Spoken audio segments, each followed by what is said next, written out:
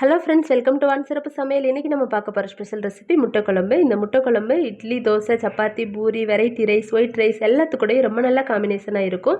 ரொம்ப சுலபமான முறையில் செஞ்சிடலாம். வாங்க ரெசிபி எப்படின்னு பார்க்கலாம். அதுக்கு தேவையான இன்க்ரீடியன்ஸ்லாம் என்னென்னு பார்த்துடலாம். 100 கிராம் சின்ன வெங்காயம் தோல் உரித்து எடுத்து வச்சுருக்கிறோம். 3 தக்காளி பழம் கட் பண்ணி வச்சுருக்கிறோம். 5 முட்டை தோல் நீக்கி எடுத்து வச்சுருக்கோம். 2 துண்டு இஞ்சி, 3 பல் பூண்டு, கொஞ்சமாக தேங்காய் துருவல், தாளிக்கிறதுக்கு கருவேப்பிலை எடுத்து வச்சுருக்கோம். இப்போ ஃபஸ்ட்டு ஸ்டெப்பாக மசாலாவை வதக்கிக்கலாம். அதுக்கு அடுப்பில் கடாய் வச்சு எண்ணெய் சேர்த்துட்டு எண்ணெய் சுடனதுக்கப்புறமா நம்ம எடுத்து வச்சுருந்த 3 பல் பூண்டு, 2 சின்ன துண்டு இஞ்சி எல்லாத்தையும் சேர்த்துட்டு நல்லா வதக்கிக்கலாம். அது கூடவே நம்ம தோல் நீக்கி எடுத்து வச்சுருந்த சின்ன வெங்காயத்தை சேர்த்துக்கலாம். இது 100 கிராம். இதையும் சேர்த்துட்டு நல்லா வதக்கிக்கலாம். வெங்காயம் நல்லா கலர் மாதிரி செவந்து வதங்கி வரணும். இந்த அளவுக்கு வதங்கி வந்ததுக்கப்புறமா இதில் இப்போ நம்ம மிளகு சேர்த்துக்கலாம். மிளகு ஒரு அரை ஸ்பூன் சேர்த்துக்கிறோம். ஜீரகம் 1 ஸ்பூன் சேர்த்துக்கலாம். சேர்த்துட்டு எல்லாத்தையும் நல்லா கலந்துக்கலாம். இந்த மிளகு சீரகம் எல்லாம் வறுபட்டு வந்ததுக்கப்புறமா இதில் நம்ம மசாலா சேர்த்துக்கலாம். 1/4 டீஸ்பூன் மஞ்சள் தூள் சேர்த்துக்கிறோம். 1/2 ஸ்பூன் மல்லித்தூள் சேர்த்துக்கலாம்.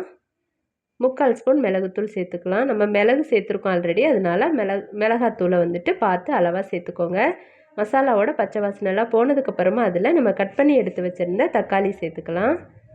சேர்த்துட்டு நல்லா கலந்து விட்டுலாம். இப்போ இது கூடவே நம்ம 2 கொத்து கருவேப்பிலை சேர்த்துக்கலாம். இந்த மாதிரி கருவேப்பிலை சேர்க்கும் போது ஃப்ளேவரும் நல்லாயிருக்கும். குழந்தைங்களும் எடுத்து வச்சுட்டு சாப்பிட முடியாது நம்ம அரைச்சிறதுனால.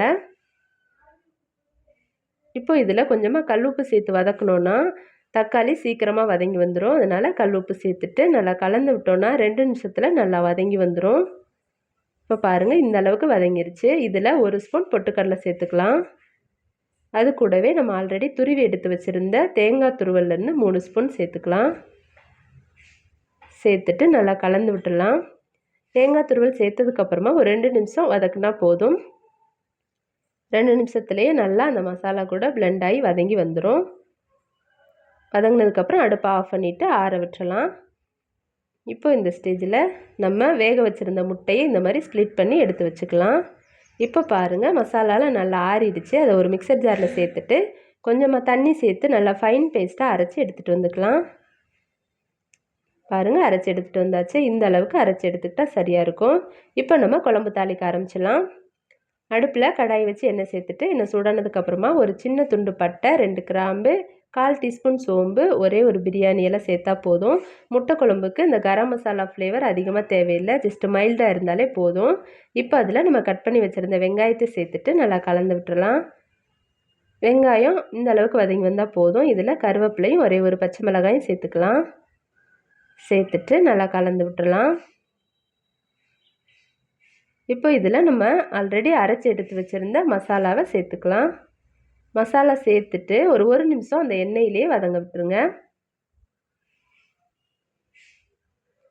வதங்கினதுக்கப்புறமா அதில் அந்த மிக்சர் ஜார் அலம்பி தண்ணி சேர்த்துக்கலாம். இப்போது இந்த குழம்புக்கு தேவையான அளவு உப்பை சேர்த்துடலாம். சேர்த்துட்டு நம்மளுக்கு எந்த அளவுக்கு குழம்பு தேவையோ அந்த அளவுக்கு தண்ணி சேர்த்துக்கலாம். தண்ணி சேர்த்துட்டு கலந்து விட்டுடலாம். இந்த கன்சிஸ்டன்சியில் இருந்தால் கரெக்டாக இருக்கும். நம்ம பொட்டுக்கடலை சேர்த்துருக்கறனால இன்னும் கொஞ்சம் திக்னஸ் ஆயிரும். சேர்த்துட்டு உப்பு செக் பண்ணிவிட்டு ஒரு மூடி போட்டு ஒரு 10 நிமிஷத்துக்கு மூடி வச்சிடலாம். 10 நிமிஷத்துக்கு அப்புறம் ஓப்பன் பண்ணி பார்க்கலாம். பாருங்கள், குழம்பு நல்லா எண்ணெய் பிரிஞ்சு கொதித்து குழம்பு கொஞ்சம் திக்னஸாகவும் ஆயிருக்கு.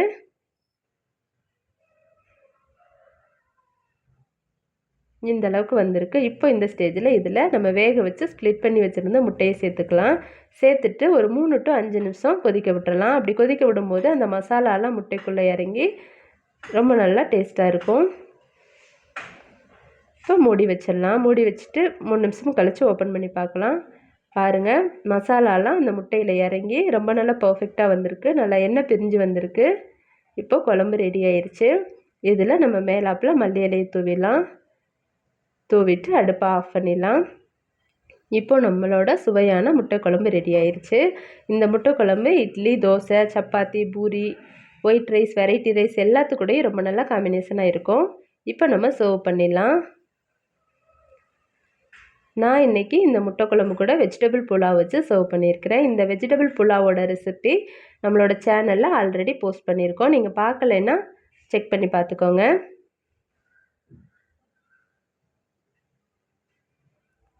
நீங்களும் ட்ரை பண்ணி பாருங்கள். ட்ரை பண்ணி பார்த்துட்டு எப்படி இருக்குன்னு கமெண்ட் பண்ணுங்கள். உங்களோட ஃப்ரெண்ட்ஸ் அண்ட் ஃபேமிலிக்கு ஷேர் பண்ணுங்கள். நம்மளோட வான் சிறப்பு சமையலை சப்ஸ்கிரைப் பண்ணி நம்ம அடுத்தடுத்து போடுற வீடியோஸை மிஸ் பண்ணாமல் பாருங்கள். தேங்க்ஸ் ஃபார் வாட்சிங்.